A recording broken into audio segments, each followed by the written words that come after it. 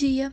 Nós somos da segunda série do Centro de Ensino OUSE e hoje vamos apresentar um subfilo dos artrópodes, chamado de Celiceriformes, que também é conhecido por aracnídeos.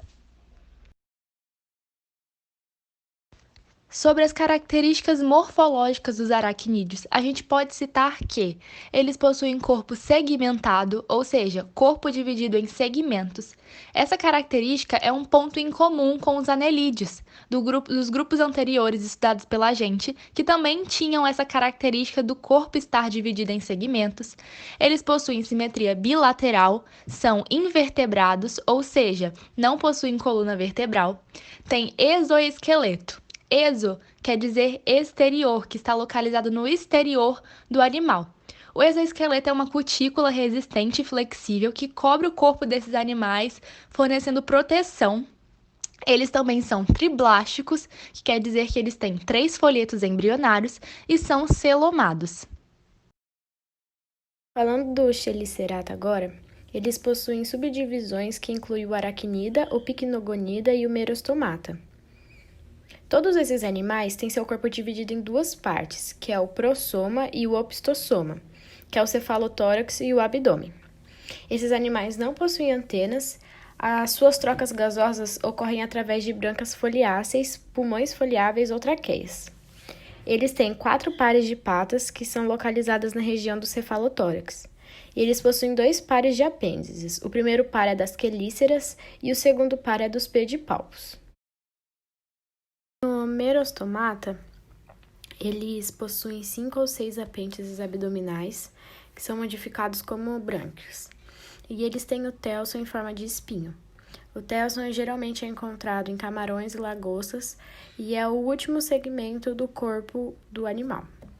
E um exemplo de merostomata é o límulo. Agora, falando sobre o aracnida, os aracnídeos primitivos eles eram aquáticos e hoje em dia eles são quelicerados terrestres. Essa mudança de ambiente exigiu que eles tivessem a epicutícula serosa, as brânquias foliáceas e os apêndices adaptados à locomoção terrestre. Bom, a estrutura dos aracnídeos é que o corpo é dividido em prossoma e opistosoma e coberto por carapaça. E os apêndices são comuns a todos os aracnídeos. Eles têm um par de quelíceras, um par de pedipalpos e 4 pares de pernas. Os animais comuns no aracnida são as aranhas, escorpiões, ácaros e carrapatos. Falando do picnogonida agora, apesar deles não serem aranhas, eles possuem certa semelhança. Têm pernas longas e corpo pequeno. E o corpo deles é um corpo estreito, tubular e com 7 segmentos, geralmente com 1 a 10 milímetros de comprimento. Eles no total são cerca de 1000 espécies e eles se alimentam por forma líquida ou de sucção e se alimentam de esponjas, quinidários, etc. Eles possuem 4 pares de pernas locomotivas e eles não possuem órgãos excretores ou para trocas gasosas. Agora, falando um pouquinho sobre o habitat de cada um. Nos aracnídeos, as aranhas são encontradas em lugares que contêm gramas com umidade e calor. Já os escorpiões vivem, de um modo geral, debaixo de pedras, troncos e cascas de árvores. E os ácaros podem ser encontrados em lugares que contêm terra, pelo de cachorro e pele humana. Os picnogonídeos podem ser encontrados desde as regiões interdigitais até as profundidades de cerca de 7.000 metros. E os merostomata são encontrados em águas marinhas costeiras rasas e também sobre fundos arenosos. Agora, falando um pouquinho sobre a reprodução de cada um. Os aracnídeos são dioicos e se reproduzem por fecundação interna. Produzem ovos, de onde saem indivíduos imaturos, mas semelhantes aos progenitores, e não ocorre a metamorfose. Já os picnogonídeos apresentam dimorfismo sexual e são ovígeros, o que significa que eles possuem patas com a função de carregar e sustentar os ovos. A fecundação é externa e não possuem órgãos inoculadores, daí eles liberam os gametas na água. O macho que guarda os ovos até sua eclosão e ao eclodir nasce uma larva que é denominada protoninfa. Na reprodução dos Merostomata, enquanto a fêmea cava um buraco na areia com suas patas e parte frontal do seu corpo, o macho agarra as bordas da concha da fêmea com suas patas em forma de garra. E enquanto ela põe os ovos nessa cavidade, o macho os fertiliza e após 2 semanas os ovos eclodem em larvas. Agora eu vou falar um pouco sobre o sistema digestório, em que a gente pode destacar algumas características. A primeira delas é que eles são enterozoários, ou seja, o seu sistema digestório é completo. Eles também são protostômicos, o que quer dizer que o sistema digestório tem início pela boca, e fazem digestão extracelular e intracelular. Na digestão extracelular, acontece fora do corpo do predador. Ele libera enzimas digestivos que digerem parcialmente a presa. Daí o alimento fica liquefeito e é levado para o estômago, passando pelo resto do sistema digestório, onde ocorre aí a digestão intracelular. Bom, após o alimento ser digerido no sistema digestório, ele vai ser excretado. O sistema excretor dos aracnídeos pequenos basicamente acontece pelos túbulos de Malpighi, que são semelhantes aos dos insetos. E os aracnídeos maiores possuem glândulas localizadas na base das pernas, que são denominadas de glândulas coxais. Bom, falando um pouquinho agora sobre o sistema respiratório desse subfilo. Eles têm filotraqueias ou pulmões foliáceos. Na verdade, eles possuem nomes diferentes, essas duas estruturas têm nomes diferentes, mas são a mesma coisa. Esses pulmões foliáceos ou filotraqueias são constituídos de lâminas e essas lâminas têm contato direto com o exterior, ou seja, com o ar, por meio de um orifício que é chamado estigma. O ar passa por esse orifício e fica armazenado nessas lâminas, o oxigênio fica armazenado nessas lâminas. Então, as trocas gasosas ocorrem nessas lâminas mesmo. O hemolinfa, que é o sangue, ele passa e leva o oxigênio, espalhando ele para todo o corpo. Um fato interessante é que as aranhas, elas não possuem somente essas estruturas, elas não possuem só as filotraqueias, elas possuem também as traqueias, que é uma característica da respiração dos insetos. Falando agora sobre o sistema circulatório desses animais. Eles possuem uma circulação aberta ou lacunar. O que é isso? O que é uma circulação aberta? A circulação aberta ela é semelhante a uma distribuição de água da rua. A água vem por canos, enche a caixa d'água e depois que a caixa d'água estiver cheia, ela vai distribuir a água pela casa. E assim é a circulação aberta.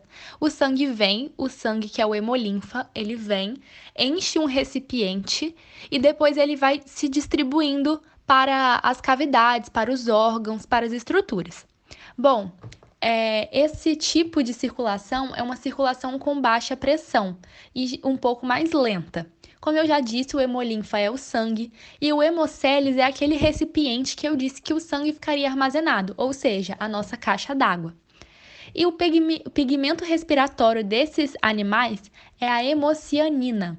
A hemocianina é conhecida pelo fato de ter uma coloração azul. Ela é semelhante à hemoglobina, que é o que a gente tem no nosso corpo, porém, o metal principal nela é o cobre, e isso faz com que a coloração do sangue seja azul, diferentemente do nosso, que é a hemoglobina, e o principal metal é o ferro, e faz com que a coloração do sangue seja vermelho. Bom, o coração ele fica localizado dorsalmente no abdômen, ou seja, posterior ao abdômen, basicamente na região das costas do indivíduo, a gente poderia dizer. E o último sistema que a gente vai falar é o sistema nervoso. Ele é formado por um gânglio cerebral que é fundido no cefalotórax do animal. E esse gânglio, ele possui nervos que seguem para o abdômen do animal por meio de um cordão nervoso. Após chegar, no abdômen do animal, ele vai se espalhando e se ramificando por todo o corpo. Esses animais possuem pelos táteis espalhados por todo o corpo, mais especificamente na área das patas, assim. E esses pelos são importantes porque eles servem como órgãos sensoriais, que ajudam a detectar as vibrações do ambiente. Alguns desses animais também possuem mais de 2 olhos ou até mesmo olhos compostos, que vão servir aí para percepção de luz. As aranhas, por exemplo, elas possuem até 8 pares de olhos simples e os escorpiões até 5 pares. E esses olhos ajudam aí na percepção de luz, como eu já disse, e também são importantes para perceber movimentos. Agora falando um pouco sobre as espécies venenosas, temos o escorpião, a aranha e o pseudo-escorpião. Primeiro o escorpião, através de seu aguilhão, a aranha através das quelíceras e o pseudo-escorpião através do pedipalpos.